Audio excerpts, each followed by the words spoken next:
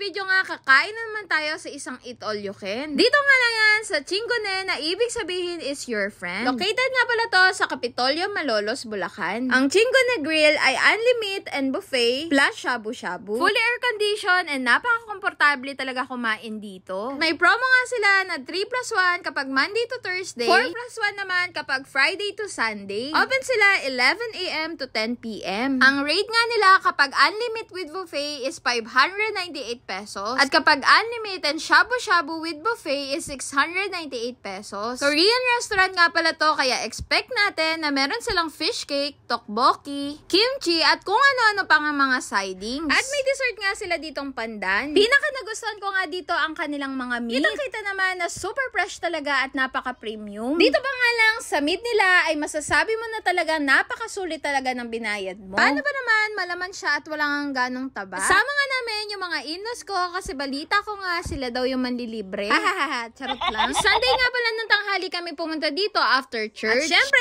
hindi nga mawawala ang pinaka-paborito namin sa bawat Eat All You Can, ang kanilang tempura. Kaya naman ito si Jobin, what he see, he eats. At ito nga si Ninang Marilyn, hindi naman kitang-kita na favorite din niya yung tempura. At kahit mahal nga yung lettuce ngayon, dito nga ay unli pa rin. And very fresh. Ito nga asawa ko, kain ng kain, busog na ata. Ako naman, for the video pa rin. Uy, tulungan mo naman ako.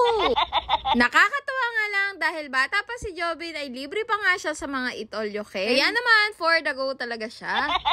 Nakakatawa nga siyang pagmasdahan dahil tinitikman niya na yung mga pagkain na hindi niya nga kinakain dati. Dati kasi, sobrang picky eater niya. At kung minsan pa nga, hindi talaga siya kumakain. Madalas nga, nililibang na lang nga namin siya or pinapanood para nga makakain siya. Pero habang lumalaki nga siya, ay nagbabago na rin yung pagkain niya. Dati nga, kapag pumupunta talaga kami sa mga Eat All You Can, ay hindi siya ganong nakakakain. Pero ngayon nga, ay tinitikman niya na halos lahat. Kaya sa mga mommies na may picky eater na anak, intay-intay lang din kayo. Kasi darating din yung time na siya na yung gustong tumikim na iba't ibang klaseng pagkain. Basta, ang mahalaga nga ay importante. Dito nga, super sweet talaga ng asawa ko para namang tunay. Pero may kakaiba pala sa ginagawa niya. Lalabas ko na nga lang sa susunod kong vlog. For the meantime nga, enjoyin muna namin yung mga pagkain namin dito. Dahil sa susunod nga ay magtutuyo na nga kami.